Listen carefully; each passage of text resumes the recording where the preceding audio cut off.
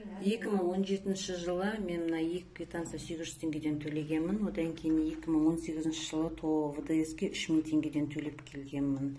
2019 жылы 3000 теңге видеодағыны Гүлғахыт деген ұсталып атқан қыз номерін, сотовый номерін ешін тастап кеткен. Одан кейін мынау 20 жылы именно 28 ноябрь күні 3000 теңге төленді деп жазылып тұр ғой. Бірақ қолма-қол мен төлеген жоқ. Менің кәмелетке толмаған ұлыма қол қойдыртып алған менің атымнан. Сонда бұлар алаяқтар ма? Сіздердің видеоларыңызды көргеннен кейін мен көзім жетіп тұрған сияқты. Және именно сол күні мен 3000 теңге Каспий Голдына аударғанмын. Ол кісінің сотовый номері, аты жөні, квитанциясы, бүкіл нәрсесі міне отчетта көрініп тұр. Сонда бұлардың бәрі алаяқ па? Кімге сенеміз?